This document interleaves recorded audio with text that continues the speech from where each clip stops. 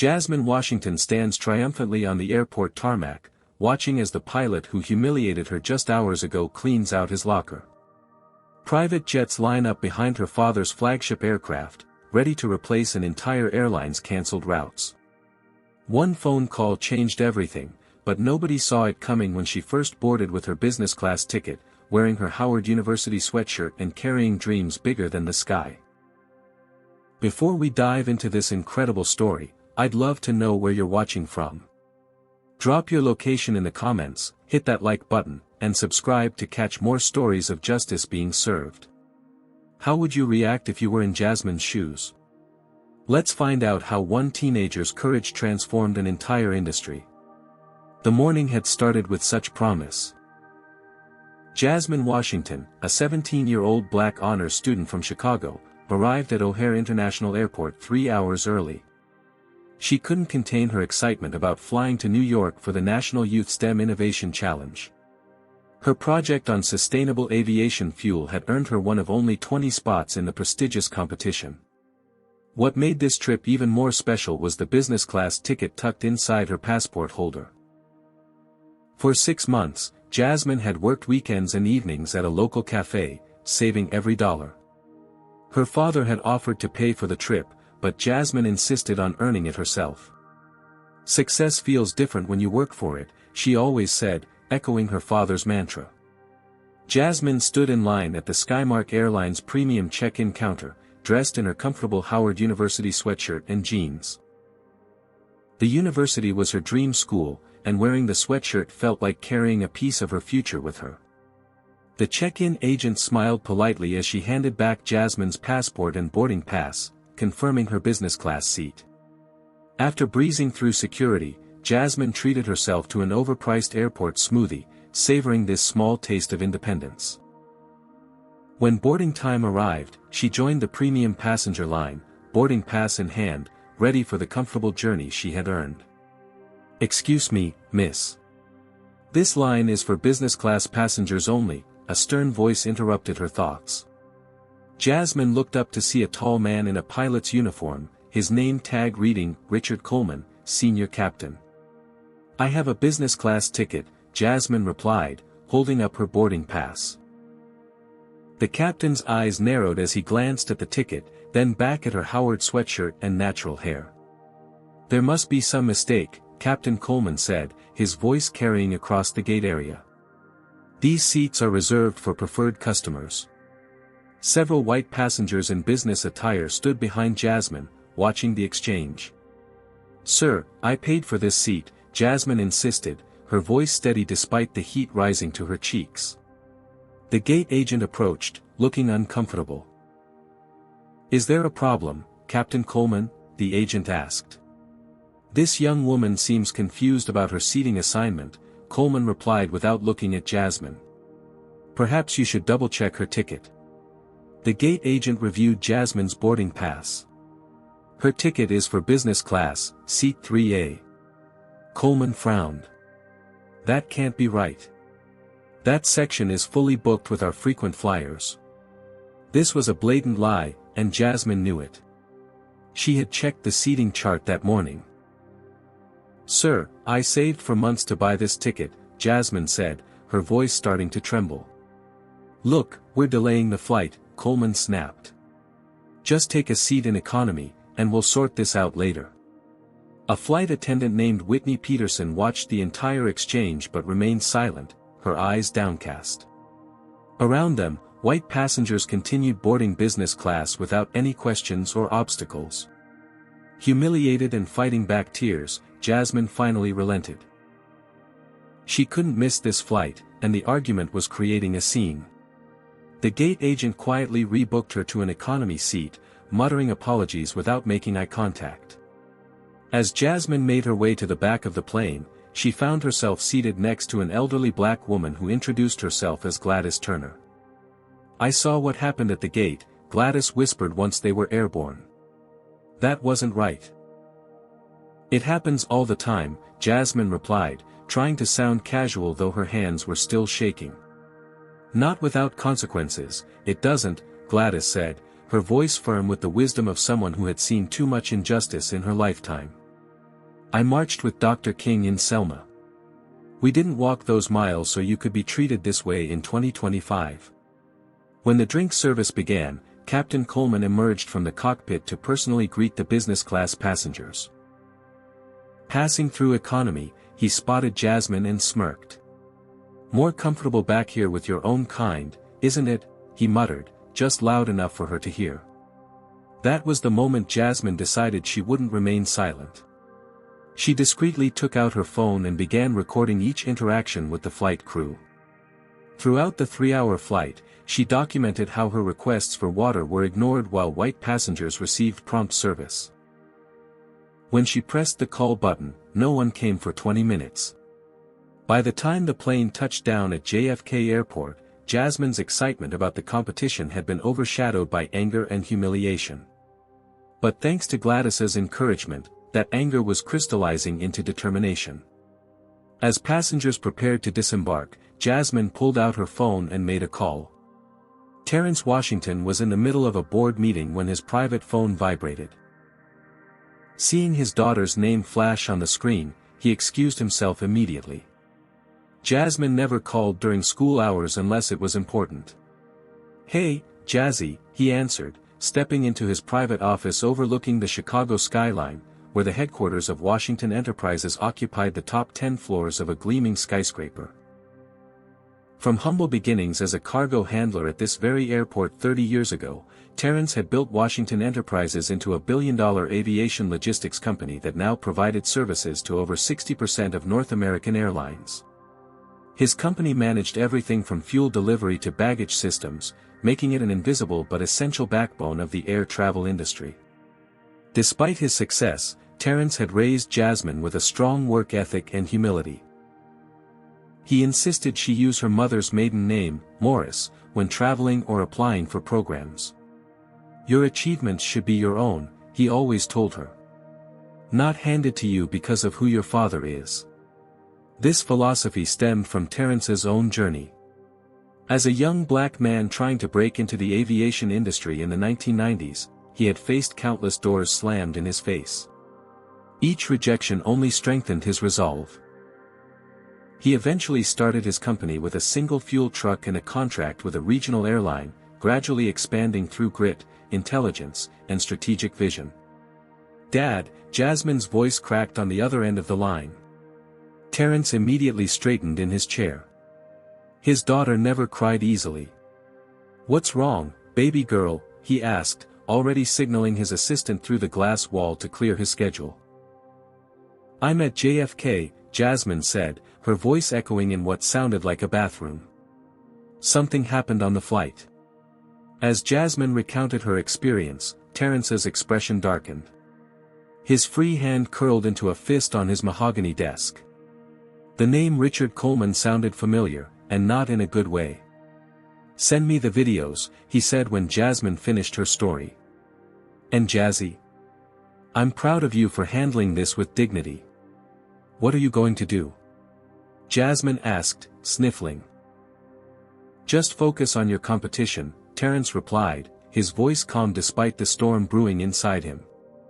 "Let me handle the rest. Do you trust me?" "Yes," Jasmine whispered. After they hung up, Terrence sat motionless for several moments.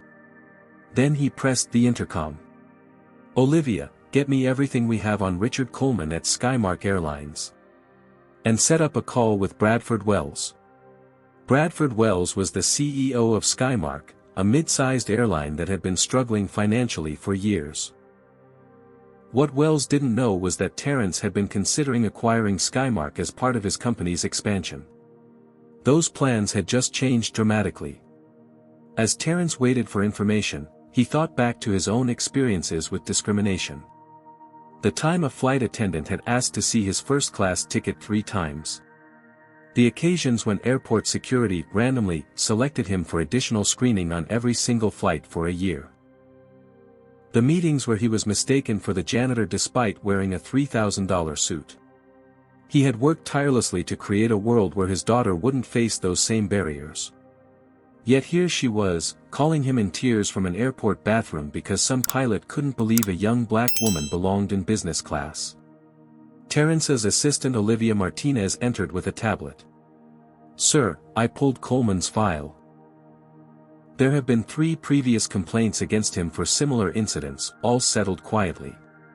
He's been with Skymark for 15 years and is apparently protected by the Chief of Operations, his former Air Force buddy." Terrence nodded. "Get Raymond on this. I want a full legal briefing in an hour."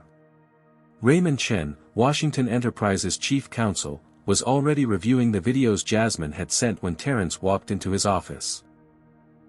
"This is textbook discrimination," Raymond said without preamble. "The airline is liable, especially with his history of previous complaints." "I don't want a settlement," Terrence replied. "I want change." Meanwhile, Jasmine exited the airport to find a black Bentley waiting for her. The driver held a sign with "Ms. Morris" and took her luggage. "Your father arranged this," the driver explained. "He wanted to make sure the rest of your trip goes smoothly." As the luxury car pulled away from the curb, across the airport, Captain Coleman was laughing with fellow pilots in the crew lounge. "Had to put one in her place today," he chuckled. "These people think a hoodie and sneakers belong in business class now." One of the younger pilots shifted uncomfortably but said nothing. Whitney Peterson, who had entered the lounge to pick up her schedule, overheard the conversation and felt a wave of shame wash over her. She should have spoken up on the plane. At exactly 3 p.m., Terrence's phone rang with Bradford Wells on the line. "Terrence. To what do I owe the pleasure?" Wells boomed with forced joviality. "One of your pilots discriminated against my daughter today," Terrence said without preamble. There was a pause. "Your daughter? I wasn't aware. Which flight was this?" "Chicago to JFK, this morning." Captain Richard Coleman denied her access to the business class seat she paid for, made racist comments, and provided substandard service based solely on her race. "That's concerning if true," Wells said, his voice noticeably cooler. "We take these allegations very seriously. I'll have our customer relations team investigate and get back to you." "Let me be clear," Terrence interrupted. "This isn't a customer service issue. It's a civil rights violation with video evidence. Coleman has a history of similar incidents that your airline has covered up." "Now wait a minute," Wells protested. "That's a serious accusation. We have standard procedures for investigating these matters. Your standard procedures have failed repeatedly. I'll expect your call by the end of the day with details on Coleman's termination and your plan to address the systemic issues at Skymark." "Termination? That's not how this works, Terrence. We need to conduct an internal investigation, gather statements, review evidence." "You have until 5 p.m., Terrence said before ending the call. "What happens when a company values protecting its employees over serving its customers with dignity? Have you ever witnessed discrimination and wondered what you could do about it? Comment number 1 if you've ever experienced or witnessed unfair treatment while traveling, and hit that like button if you believe companies should be held accountable for their employees' actions. Subscribe to see how Jasmine and her father take on an entire airline industry's toxic culture. Now, let's see how Terrence Washington puts his resources to work. The moment Terrence hung up with Bradford Wells, he activated his executive team. As the founder and CEO of Washington Enterprises, he had built a corporate culture that prized efficiency and thorough investigation. Within minutes, his corner office transformed into a war room. "Olivia, I need everything on Richard Coleman. Not just his employment record, but personal background, social media, previous employers, the works," Terrence instructed his assistant. Olivia Martinez nodded, already typing furiously on her tablet. "I've got our security team pulling his personnel file from our database. As a vendor for Skymark, we should have access to basic employment verification data." Raymond Chen spread documents across the conference table. "I've reviewed the video Jasmine sent. It's damning, Terrence. Clear case of discriminatory treatment. The comment about being with her own kind alone gives us grounds for a substantial lawsuit. Terrence paced the length of his office, the Chicago skyline a blur beyond the floor-to-ceiling windows. "This isn't about money, Raymond. I want structural change." "Understood," Raymond replied. "But the threat of financial penalty is our leverage." Olivia looked up from her tablet. "Sir, I've got Coleman's file. This isn't his first offense. There are 3 previous formal complaints about discriminatory behavior, all settled with NDAs. 2 from passengers and 1 from a flight attendant who quit shortly after filing her complaint." Terrence stopped pacing. "Find that flight attendant." "Already on it," Olivia confirmed. Another executive entered the room. "Terrence, I've run the numbers. Washington Enterprises currently provides 63% of Skymark's logistics support, including 90% of their fuel services. If we terminated our contracts, they'd be grounded within 72 hours. Terrence nodded grimly. "Prepare the termination paperwork, but don't file it yet. I want to give Wells a chance to do the right thing." As his team worked, Terrence's mind drifted back to his early days in the industry. He remembered an incident from 30 years ago when, as a young engineer, he was escorted out of a first-class lounge despite having the correct credentials. The humiliation still burned fresh in his memory. He had promised himself then that when he had the power to prevent such indignities, he would use it. His phone chimed with a text from Jasmine. She had sent another video, this one clearly showing Coleman's smirk as he passed her in economy class and made his own kind comment. The audio was crystal clear. Terrence forwarded the video to Raymond, then arranged for a luxury hotel suite for Jasmine, ensuring she could focus on her competition without additional stress. Meanwhile, across town at Skymark's headquarters, Richard Coleman was summoned to a meeting with his direct supervisor. "What's this about some incident with a passenger today?" the supervisor asked, looking uncomfortable. Coleman waved dismissively. "Just some kid trying to sneak into business class. Nothing to worry about." The passenger filed a complaint. "Says you denied her a seat she paid for because of her race." Coleman scoffed. "She was wearing a college hoodie and looked like she belonged in economy. I was maintaining our standards for premium customers." "Did you check her boarding pass?" "The gate agent did. Look, our premium customers pay extra for a certain experience. They don't want to sit next to some teenager who doesn't belong there." The supervisor sighed. "HR wants a statement from you. Make sure you emphasize safety and customer comfort, not appearances." In another part of the building, Whitney Peterson sat at her locker, contemplating what she had witnessed. Throughout her 5 years at Skymark, she had seen Coleman's behavior before but had always stayed silent, fearing for her job. But watching Jasmine's humiliation and seeing Coleman brag about it afterward had finally broken something inside her. With shaking hands, she created an anonymous email account and drafted a message describing what she had seen, along with dates of previous incidents. After staring at the send button for nearly 10 minutes, she finally pressed it, sending her testimony to both Skymark's HR department and the email address listed on Washington Enterprises' website. By late afternoon, Bradford Wells sat in his office, sweat beading on his forehead despite the aggressive air conditioning. His general counsel had just informed him that the passenger Coleman had discriminated against was Jasmine Morris, who they now knew was actually Jasmine Washington Morris, daughter of Terrence Washington. "How bad is this?" Wells asked. "Potentially catastrophic," his lawyer replied. "Washington Enterprises is our largest vendor. Their contracts represent over 30% of our operating budget. And the evidence against Coleman is substantial. So we fire Coleman and issue an apology," Wells said, reaching for his antacids. "It's not that simple. The Washington girl has video evidence not just of Coleman's behavior but of systematic mistreatment by our flight staff. And our records show we've settled 3 similar complaints against Coleman in the past. Washington could argue we fostered a culture of discrimination." "Jesus," Wells muttered. "Get me on the phone with Washington again. We'll offer a settlement and fire Coleman." "Sir," his lawyer said carefully, "I don't think money is what Washington wants." At 4:59 p.m., 1 minute before Terrence's deadline, Bradford Wells called.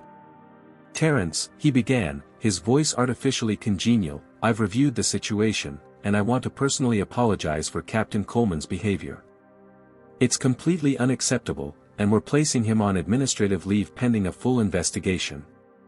"Administrative leave," Terrence repeated flatly. "Not termination."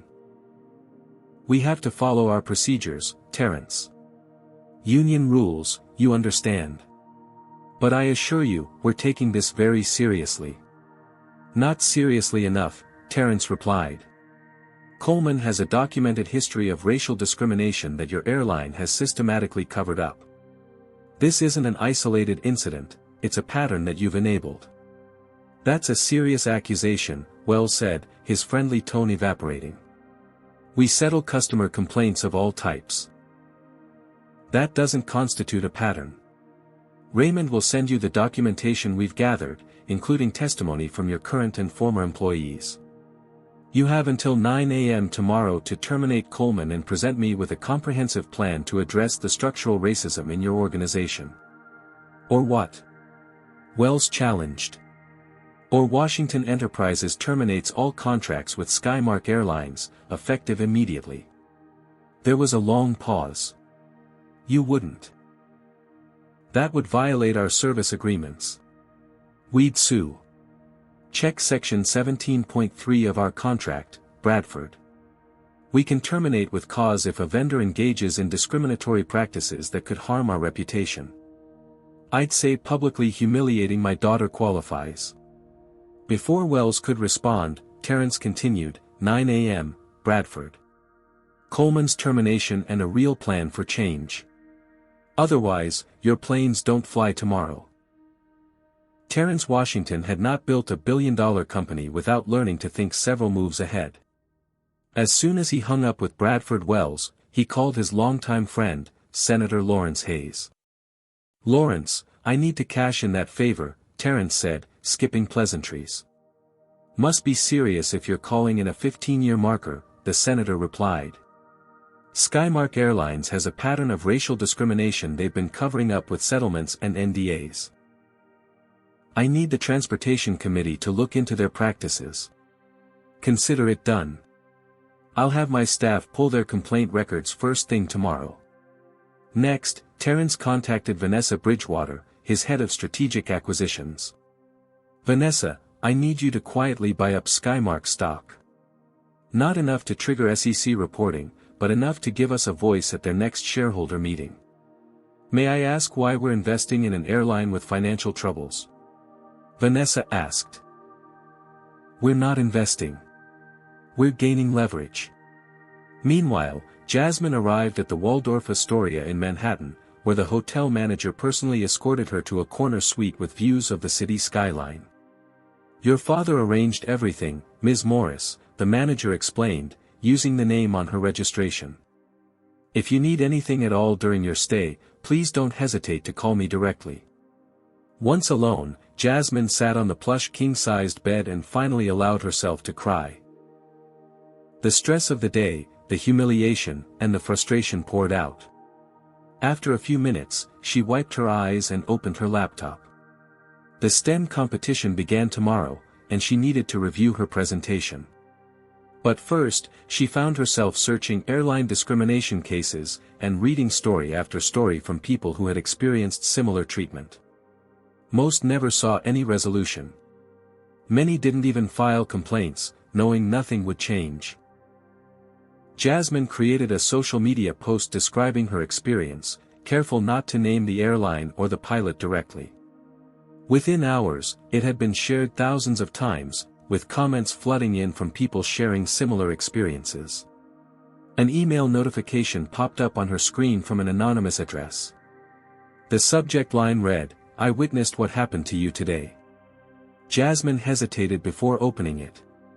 "My name is Whitney Peterson. I'm a flight attendant who witnessed how Captain Coleman treated you today. This wasn't the first time he's done this. I should have spoken up, and I'm sorry I didn't. I've attached documentation of other incidents I've witnessed over the past 3 years. I've also sent this to your father's company and to our HR department. I can't stay silent anymore. Attached were dates, flight numbers, and detailed descriptions of Coleman's behavior toward minority passengers, particularly those attempting to sit in business or first class. Jasmine forwarded the email to her father with a simple message: "I'm not the only one." At Washington Enterprises, Raymond Chen had assembled a legal team working through the night. By morning, they had documented evidence of 27 incidents involving Captain Richard Coleman over a 12-year period. In 23 cases, Skymark had offered settlement payments and required NDAs. "They've spent millions covering up this behavior," Raymond reported to Terrence. "And Coleman isn't the only one. We've identified 3 other pilots and 5 flight attendants with multiple discrimination complaints." Terrence nodded grimly. "What about our contracts with them? We can terminate immediately under the ethics clause. They'll challenge it, but with this evidence, they won't win." At 8:30 a.m., Terrence convened an emergency board meeting. Some board members expressed concern about the financial implications of terminating contracts with Skymark. "This could cost us $40 million in the short term," the CFO pointed out. "And what's the cost of standing by while they discriminate against our customers?" Terrence countered. "What's the cost to our reputation if it becomes known that we continue to do business with a company that treats people this way? What was the cost to my daughter's dignity yesterday?" The boardroom fell silent. "Besides," Terrence continued, "I've already arranged backup coverage with Delta and United to handle Skymark's routes if necessary. We won't leave passengers stranded." At Skymark headquarters, Bradford Wells was in crisis mode. Their PR team had detected the growing social media storm around an unnamed airline discriminating against a black teenager. It wouldn't be long before Skymark was identified. "We need to get ahead of this," the PR director insisted. "Issue a statement about our commitment to diversity and inclusion." "Empty statements won't cut it," Wells' general counsel warned. "Washington has us by the throat. His company literally keeps our planes in the air." Wells loosened his tie, feeling the walls closing in. "What do we know about this girl? Maybe there's another angle here." "Sir," his assistant interrupted, "Captain Coleman is here to see you." Richard Coleman strode into the office with the confidence of someone who believed himself untouchable. "This is ridiculous, Brad. You know me. 20 years of service, and you're going to throw me under the bus because some kid complained?" "Richard, there's video," Wells said wearily. "And apparently a history of similar complaints that were settled." "Those were misunderstandings," Coleman insisted. "And since when do we take the word of passengers over our own pilots?" "Since that passenger turned out to be Terrence Washington's daughter." Coleman's face went pale. "Washington? The logistics guy? The one who supplies 60% of our fuel and 90% of our ground transportation?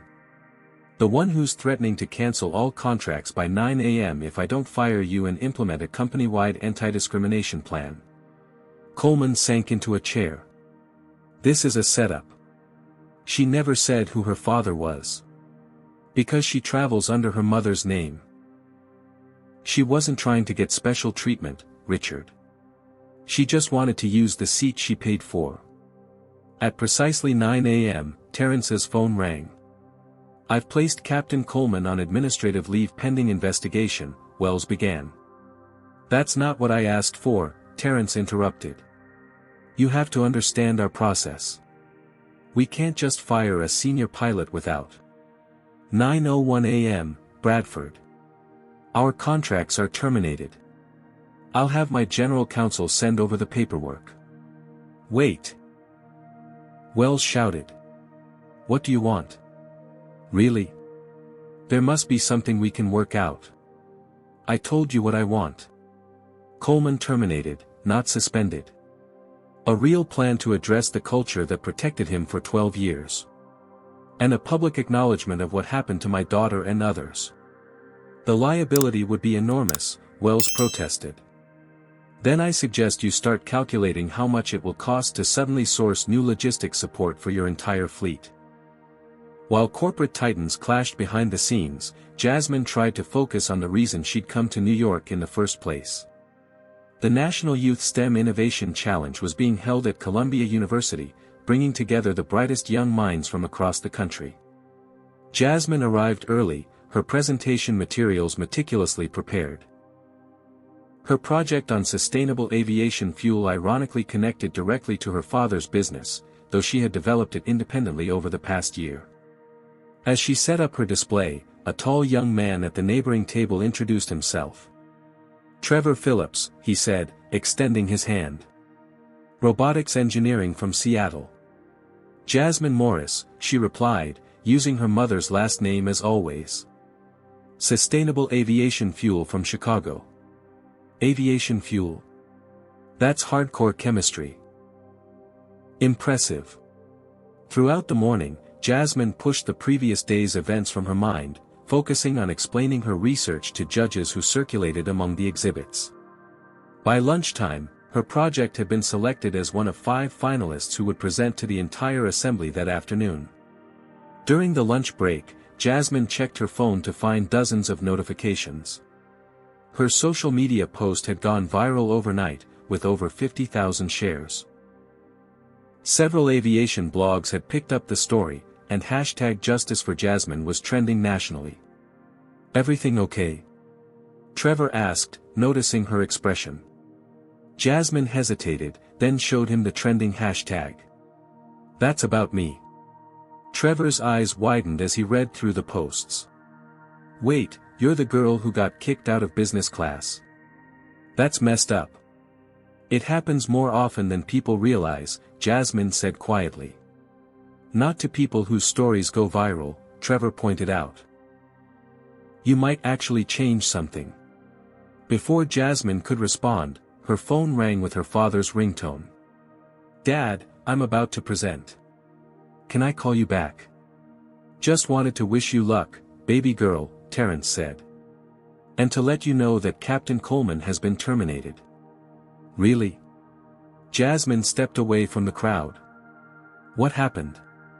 "Skymark's CEO made the right decision after we helped him understand the consequences of making the wrong one. We'll talk more tonight. Go show those judges what Washington women are made of." With renewed confidence, Jasmine returned to the competition area. When her turn came to present, she spoke with passion about the environmental impact of traditional aviation fuels and her innovative approach to creating sustainable alternatives. "My solution reduces carbon emissions by 64% while maintaining the energy density required for commercial flights," she concluded. "And the production process can be implemented using existing refinery infrastructure, making it economically viable for immediate adoption." The judges were visibly impressed, and when the winners were announced that evening, Jasmine took second place, earning a $20,000 scholarship and an internship opportunity with NASA's Environmental Engineering Division. As the competition concluded, Jasmine found herself surrounded by reporters who had somehow learned she was the teenager from the viral discrimination story. "Jasmine, can you tell us what happened on that Skymark flight?" one reporter called out. Surprised, Jasmine looked around to see Trevor giving her an apologetic shrug. "Sorry," he mouthed. "They overheard us talking."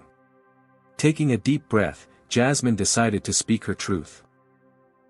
"Yesterday, I was denied the business class seat I had saved for months to purchase, solely because the pilot didn't believe someone who looks like me belonged there."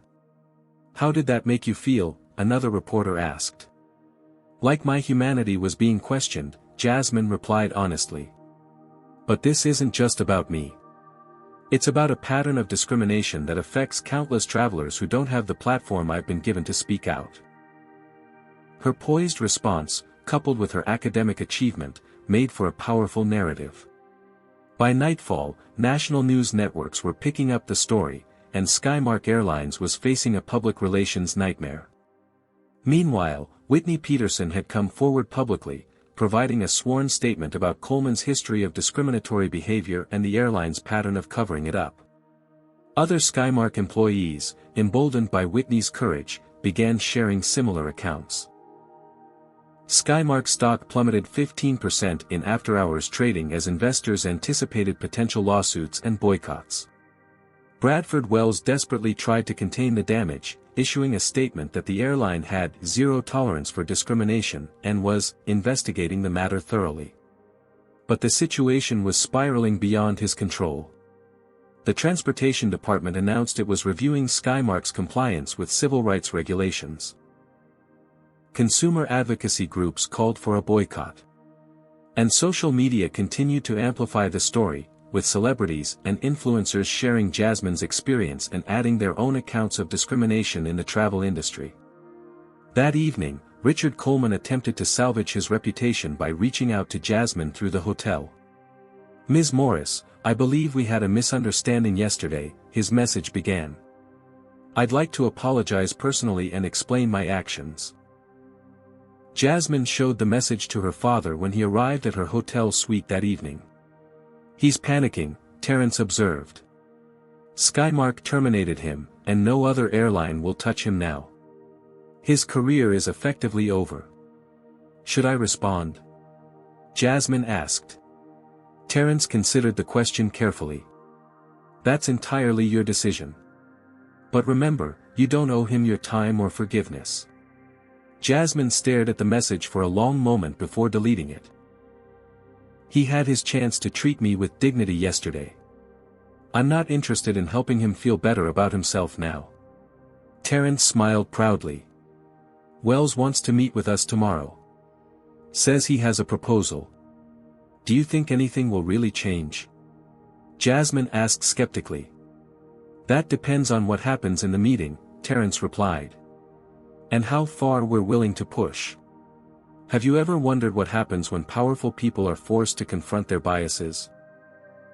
Comment number 1 if you believe real change requires consequences, and hit that like button if you think more companies should be held accountable for enabling discrimination. Subscribe now to see if justice will truly be served in this confrontation. Will Jasmine stand her ground against the people who humiliated her, or will corporate damage control silence the truth? The meeting was scheduled for 10 a.m. in a private conference room at the Four Seasons Hotel. Jasmine sat beside her father, drawing strength from his calm presence. Across the table sat Bradford Wells, Skymark CEO, flanked by his general counsel and head of public relations. Richard Coleman sat at the far end, looking considerably less confident than he had on the aircraft. "Thank you for agreeing to this meeting," Wells began, his voice professionally contrite. "First, I want to personally apologize to you, Ms. Washington, for your experience on our airline.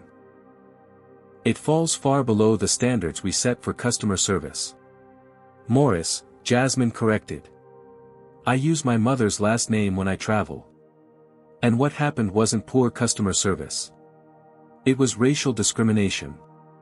Wells shifted uncomfortably. "We take these allegations very seriously." "They're not allegations," Terrence interrupted. "There's video evidence, multiple witnesses, and a documented pattern of similar incidents. Regardless," Wells continued, "we want to make this right. Captain Coleman has prepared an apology, and we're prepared to offer compensation for your distress." Coleman cleared his throat. "Ms. Morris, I sincerely apologize if my actions made you feel unwelcome on our flight. It was never my intention to discriminate against you. I was simply trying to maintain our standards for premium cabin service." "Standards?" Jasmine repeated, her voice steady despite her racing heart.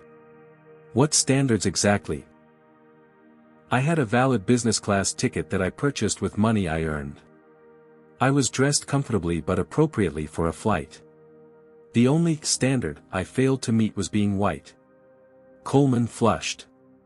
"That's not fair. I would have questioned anyone who seemed out of place in business class." "Out of place," Jasmine echoed. "That's exactly the problem. You decided I was out of place based solely on how I look. Do you know what it's like to be publicly humiliated because of your skin color, Mr. Coleman?" she continued. "To have someone with authority decide you don't belong somewhere, despite having every right to be there? To feel dozens of eyes on you as you're forced to walk to the back of the plane? Coleman had no response. This isn't just about one bad day, Jasmine continued. This is my reality. I constantly have to prove I belong in spaces where others are given the benefit of the doubt. I've been followed in stores, questioned in libraries, and now, denied a seat I paid for on your airline. Wells interjected. Ms. Morris, we hear you. That's why we've placed Captain Coleman on administrative leave and are conducting a thorough investigation. Administrative leave? Terrence raised an eyebrow. I thought we discussed termination. Before Wells could respond, the conference room door opened, and Whitney Peterson walked in, accompanied by Raymond Chen. Sorry we're late, Raymond said. Ms. Peterson had some additional information she wanted to share personally. Wells looked alarmed. This meeting was supposed to be confidential. Ms. Peterson is a key witness, Raymond replied smoothly. And she's brought some colleagues. 3 more Skymark flight attendants filed into the room, all looking nervous but determined. Whitney stepped forward. Mr. Wells, I've worked for Skymark for 5 years. During that time, I've witnessed Captain Coleman discriminate against passengers of color at least 15 times. I've reported it to management twice. Nothing was done. She placed a folder on the table. These are dates, flight numbers, and descriptions of incidents I personally witnessed. The others have provided similar documentation. Wells stared at the folder as though it might bite him. Coleman's face had gone from red to ashen. This is a conspiracy, Coleman sputtered. They're lying. All of them? Terrence asked mildly. Along with the 27 passengers who filed formal complaints against you over the years. Complaints that Skymark settled with NDAs to keep quiet. I was maintaining standards. Coleman shouted, his composure finally breaking. Our premium customers pay for a certain experience. They don't want to sit next to some ghetto teenager who doesn't know how to behave in business class. The room fell silent. Even Wells looked shocked at Coleman's outburst. And there it is, Terrence said quietly. The real Richard Coleman. Wells recovered first. Captain Coleman, you're terminated, effective immediately. Please leave this meeting. You can't fire me. Coleman protested. I have a contract. The union will. Leave now, or I'll have security escort you out, Wells said firmly. And be assured, we'll provide all evidence of your misconduct to the pilots' union. As Coleman stormed out, Wells turned back to Terrence and Jasmine. I hope this demonstrates our commitment to addressing this situation. Firing one bigot isn't enough, Terrence replied. Your airline protected him for years. You settled complaints instead of addressing the underlying issues. You created a culture where Whitney and her colleagues were afraid to speak up. What do you want? Wells asked, deflated. Systemic change, Jasmine said, surprising everyone by speaking up. Training isn't enough. You need accountability. Independent oversight. Transparent reporting of discrimination complaints. And consequences for managers who bury these issues. Wells looked at the young woman with new respect. That's a substantial undertaking. It's the bare minimum, Terrence countered. And to ensure you follow through, Washington Enterprises is terminating all logistics contracts with Skymark, effective immediately. You can't be serious, Wells gasped. That would ground our entire fleet. I'm deadly serious, Terrence replied. My company won't do business with an organization that allows my daughter, or anyone who looks like her, to be treated as less than human. But the passengers, the economic impact, should have been considered before you created a culture of discrimination, Terrence finished for him. My team has already arranged for other airlines to cover your routes. Your passengers will be accommodated. Your shareholders, however, might have some questions for you at the next board meeting.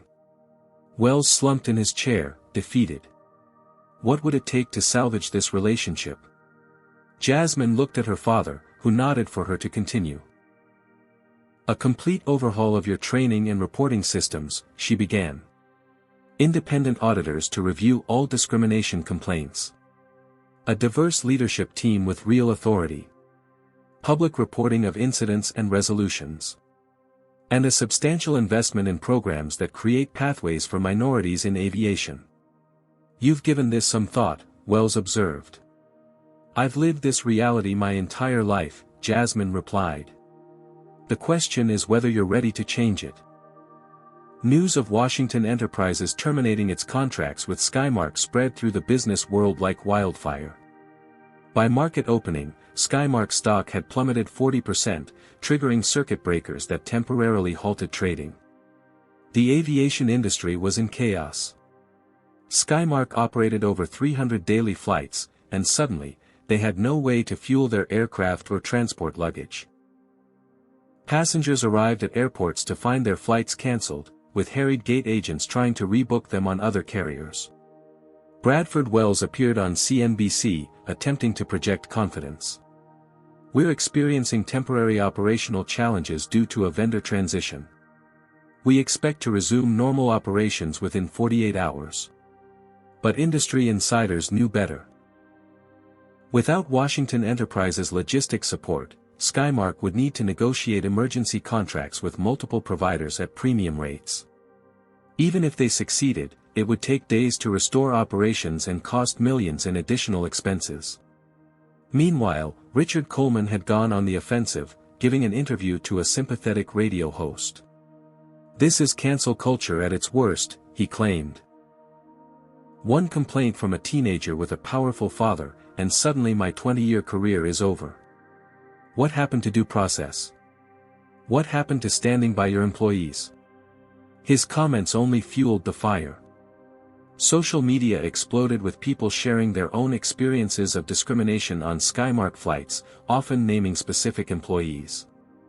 The hashtag boycott Skymark was trending nationwide. For Jasmine, the spotlight brought unwanted attention. As she prepared to return to Chicago, her phone buzzed constantly with messages from journalists seeking interviews and, more disturbingly, with hate mail from people accusing her of playing the race card to get special treatment. Maybe I should have just stayed quiet, she confided to Trevor, who had accompanied her to the airport. They had grown closer during the competition, bonding over their shared passion for science and their experiences as minorities in STEM fields. If you had stayed quiet, nothing would change, Trevor assured her. You're making a difference, not just for yourself but for everyone who's ever been made to feel they don't belong. As they waited for her flight, an elderly black couple approached Jasmine hesitantly. Excuse me, the woman said. Are you Jasmine Morris? From the news? Jasmine nodded cautiously. I just wanted to thank you, the woman continued, her eyes welling up. My husband and I have been flying for 50 years, and we've experienced what you went through more times than I can count. No one ever believed us. No one ever did anything about it. What you're doing matters. Jasmine hugged the woman, fighting back tears of her own. As they parted, she noticed Gladys Turner watching from nearby. Quite an impact you're making, young lady, Gladys observed, approaching with her rolling suitcase. I never meant for it to become this big, Jasmine admitted. Sometimes, it takes one person standing up to start an avalanche of change, Gladys replied. By the way, I've been in touch with a civil rights attorney friend of mine. We're filing a class action lawsuit against Skymark on behalf of passengers who've experienced discrimination. Would you be willing to be a witness? Jasmine agreed, and they exchanged contact information before parting ways. Back in Chicago, Terrence faced pushback from some board members concerned about the financial implications of terminating the Skymark contracts. This could cost us $60 million in annual revenue, the CFO pointed out during an emergency board meeting. And what's the cost of compromise? Terrence countered. When we started this company, we established core values. Dignity and respect for all people was number one. Are we willing to sacrifice that for profit? It's not about profit, another board member argued. It's about fiduciary responsibility to our shareholders. Our shareholders invested in a company with principles, Terence responded. Besides, we've already secured contracts with Delta and United to replace the Skymark business. Yes, there will be a short-term hit, but long-term, we'll be working with more stable, ethical partners. After 2 hours of debate, the board voted to support Terence's decision, with the stipulation that he develop a strategy to mitigate the financial impact. Meanwhile, Skymark's board of directors had convened their own emergency meeting. The company's stock had fallen by nearly 50%, wiping out billions in market value. Major institutional investors were demanding answers. Wells has completely mishandled this situation, one board member fumed. We should have immediately fired Coleman and made a public apology. It's too late for that now, another replied. Washington has us over a barrel. Without his logistics support, we can't operate. Then we negotiate, a third suggested. Find out what it would take to get Washington Enterprises back on board. Bradford Wells sat silently as the board discussed his failure. His career was effectively over, but he still had one last chance to salvage the company. Washington has made his demands clear, Wells finally spoke up. A complete overhaul of our anti-discrimination policies and practices. Independent oversight. Diverse leadership. And a substantial investment in creating opportunities for minorities in aviation. That could cost millions, a board member objected. And how many millions are we losing each day our planes are grounded? Wells countered. How much will the class action lawsuit cost us? How long will it take to rebuild our reputation? By the end of the meeting, the board had authorized Wells to negotiate terms with Terence Washington, with the understanding that his resignation would follow once the crisis was resolved. That evening, Jasmine sat in her bedroom in Chicago, overwhelmed by the magnitude of what her single phone call had set in motion. Thousands of passengers had their travel disrupted. An entire airline was on the brink of collapse. And she was receiving both praise and threats from strangers on the internet. You okay, baby girl? Terence asked, knocking gently on her door. Did I do the right thing, Dad? Jasmine asked, her voice small. Terence sat beside her on the bed. You stood up for your dignity. There's never anything wrong with that. As for the consequences, those are the result of Skymark's choices, not yours. They could have addressed discrimination years ago. They chose to cover it up instead. I feel responsible for all those stranded passengers, though. That responsibility lies with Skymark's leadership, Terence assured her. And for what it's worth, Wells called this afternoon. They're ready to meet our demands. All of them. Jasmine looked up. Really? Really? Including asking you to help design their new training program, if you're interested. Jasmine considered this. I think I am. Someone needs to make sure they actually change, not just pretend to. Terence smiled proudly. That's my girl. Speaking truth to power and holding them accountable. 3 months passed, bringing remarkable changes to both Skymark Airlines and the aviation industry at large. True to his word, Bradford Wells resigned as CEO of Skymark. His replacement, Gabriela Rodriguez, became the first Latina to lead a major U.S. airline. Her first official act was to establish the Office of Passenger Advocacy, headed by none other than Whitney Peterson. Our mission is simple, Whitney explained during a press conference. To ensure that every passenger is treated with dignity and respect, regardless of race, gender, religion, or any other factor. The office was given unprecedented authority to investigate complaints, discipline employees, and implement policy changes without executive approval. They reported directly to an independent oversight board that included civil rights attorneys, diversity experts, and former transportation regulators. Skymark's pilot training program now included mandatory courses on implicit bias and cultural sensitivity, developed with input from Jasmine and a team of diversity consultants. Every employee, from baggage handlers to executives, underwent similar training. The airline also established the Skymark Diversity in Aviation Scholarship, providing financial support and mentorship to minority students pursuing careers in the industry. The first cohort included 20 students from historically black colleges and universities. For her part, Jasmine had become an unexpected advocate for change. Her experience was now a case study taught in corporate ethics classes at universities across the country. She gave talks at high schools, encouraging students to stand up against discrimination in all forms. In September, Jasmine began her freshman year at MIT, where she had been accepted to study aerospace engineering with a minor in business ethics. Her roommate, a chemistry major from Houston, admitted she had requested to room with Jasmine specifically because of her advocacy work. "You're like a celebrity on campus," her roommate told her. "Everyone knows about the girl who took down an airline." "I didn't take down an airline," Jasmine protested. "I just wanted to sit in the seat I paid for." Nevertheless, she found herself approached by other students who shared their own experiences with discrimination in transportation. One young woman from Detroit described being removed from a train for suspicious behavior that amounted to reading a book in Arabic. A young man from Los Angeles recounted being followed by security throughout an airport because he was wearing a turban.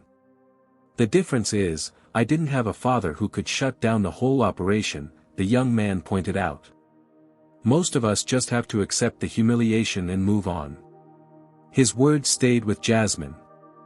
She realized that her case had garnered attention primarily because of her father's position of power. How many others suffered similar or worse discrimination without recourse? She brought this concern to her father during their weekly video call. "You're right," Terrence acknowledged. "Your situation is the exception, not the rule. That's why I've been working on something new." He explained that Washington Enterprises was establishing an advocacy foundation to provide legal and financial support to victims of discrimination who lacked the resources to seek justice themselves. "We're calling it the Dignity Initiative," Terrence said. "And I'd like you to sit on the board, if you're interested. Your perspective would be valuable." Meanwhile, Richard Coleman had indeed struggled to find employment in the aviation industry. His name had become synonymous with discrimination, and no airline was willing to risk the association. He eventually found work as a flight instructor at a small regional school, where his interactions with students were closely monitored. Gladys Turner's class action lawsuit against Skymark had forced the airline to establish a $50 million settlement fund for passengers who had experienced discrimination. More importantly, it required Skymark to publish annual reports detailing all discrimination complaints and their resolutions. This transparency requirement spread to other airlines, who recognized the potential liability of covering up similar incidents. Several carriers proactively established their own passenger advocacy offices and revised their training programs. Whitney Peterson, now a vice president at Skymark, invited Jasmine to speak at the graduation ceremony for the airline's first class of diverse pilot recruits. "When I was removed from my seat that day, I never imagined it would lead to this," Jasmine told the audience of 40 new pilots, over half of whom were women or people of color. "But it proves that speaking truth, even when your voice shakes, can create ripples that become waves of change." After the ceremony, Jasmine was approached by a young black woman in a pilot's uniform. "I need to thank you," the pilot said. "I left aviation 3 years ago after experiencing discrimination at another airline. Your story inspired me to come back and apply to Skymark's new diversity initiative. Next month, I'll be flying as first officer on international routes." These moments of connection reinforced for Jasmine that her painful experience had served a greater purpose. The 17-year-old who had boarded that flight to New York had been focused on her own goals and ambitions.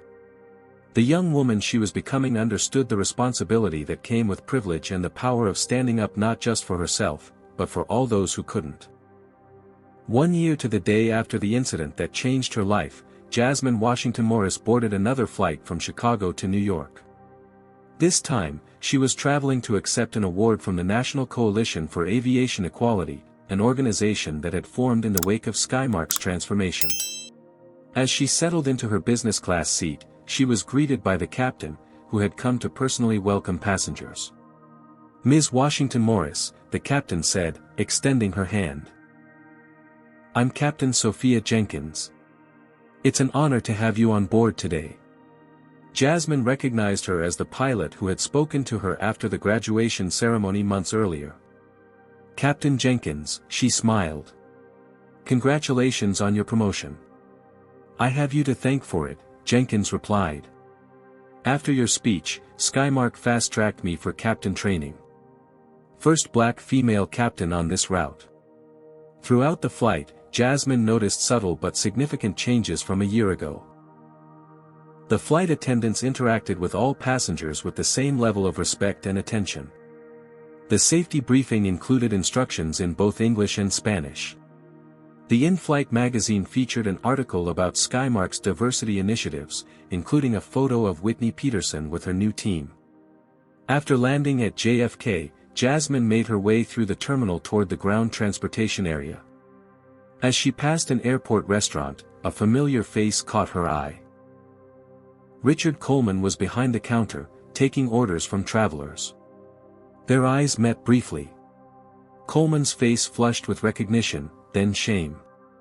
He quickly looked away, busying himself with the cash register. Jasmine paused, a complex mixture of emotions washing over her.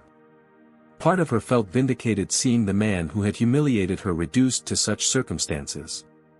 Another part felt an unexpected twinge of empathy for someone whose life had been upended by a single, terrible choice. She continued walking, reflecting on the power of accountability and its lasting consequences. Outside the terminal, she spotted a young black girl, perhaps 12 or 13, sitting alone with a small suitcase.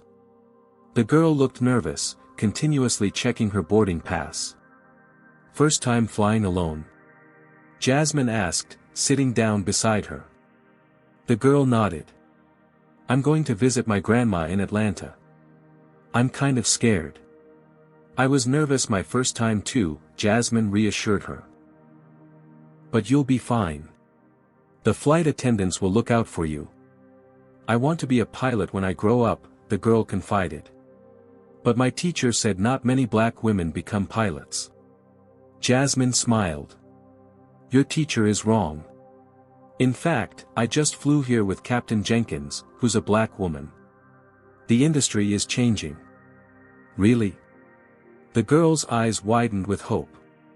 "Really," Jasmine confirmed, taking out her phone. "Here, let me show you something." She pulled up a photo from the pilot graduation ceremony.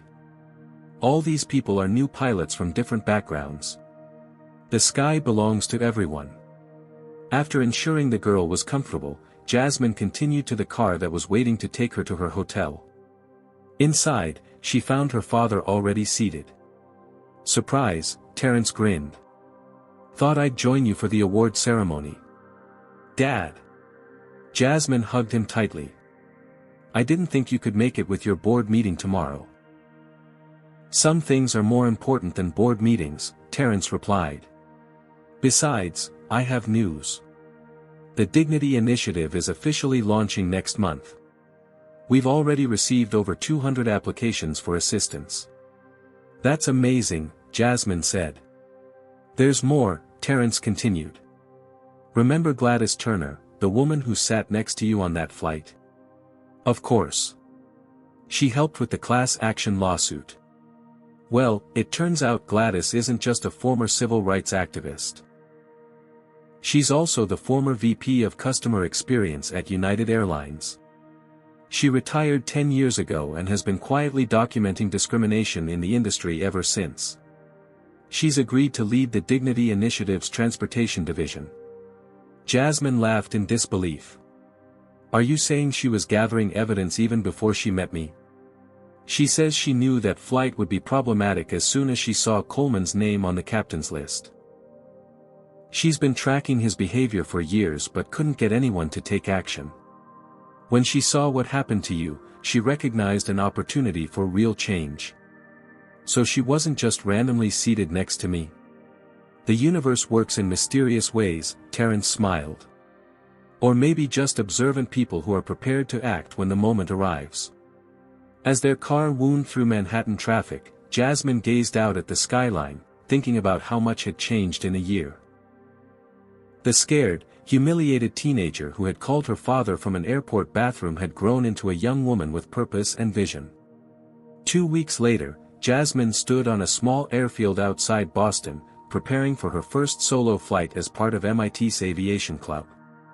She had discovered a passion for flying and had been taking lessons between classes. As she completed her pre-flight checks, she looked over to see her father watching proudly from beside the hangar.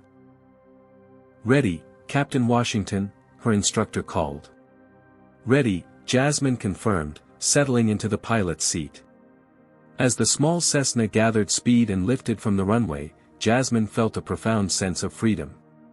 Below her, the world spread out in miniature, boundaries and barriers invisible from this height. Above her, nothing but open sky, an endless expanse of possibility. In the passenger seat beside her sat her father, roles reversed as she now led the way. His expression showed absolute trust in her abilities, his pride evident in the way he watched her confidently handle the controls. "You know," Terrence said over the headset, "when you called me that day from JFK, I was ready to tear that airline apart just for hurting you. I never imagined we'd end up changing the entire industry." "One voice can start a chorus," Jasmine replied, smoothly adjusting the aircraft's attitude. "Gladys taught me that." As the plane banked gently to the east, Jasmine reflected on the journey that had brought her here. From discrimination to advocacy, from humiliation to leadership, from passenger to pilot. The path hadn't been easy, but it had led to heights she never could have imagined. Jasmine's story teaches us that real change requires both courage and accountability. When we witness discrimination, silence only perpetuates injustice.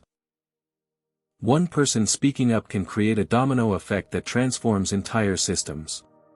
Jasmine's phone call wasn't just about getting justice for herself, it exposed a culture that had protected discrimination for years. The power dynamic between Jasmine and Skymark also highlights an uncomfortable truth: change often happens only when those with privilege and influence demand it. This is why Terrence created the Dignity Initiative. To extend that power to those without corporate connections or wealthy parents. True transformation requires more than firing one bad actor, it means examining the structures that enabled that behavior in the first place. Skymark's ultimate redemption came not just from removing Coleman, but from implementing new leadership, transparent reporting, and creating pathways for underrepresented groups. Perhaps most importantly, Jasmine's journey reminds us that dignity is not a privilege. It's a right. And standing up for that right, even when your voice shakes, can create ripples that become waves of change. Have you ever witnessed discrimination and found the courage to speak up? Or wished you had? Share your experiences in the comments below. Your story might inspire others to take action when they see injustice happening. Don't forget to like this video if Jasmine's courage resonated with you, subscribe for more powerful stories of overcoming adversity, and share with someone who needs to hear this message today. Thank you for listening, and remember, the most powerful tool against discrimination is a voice willing to break the silence.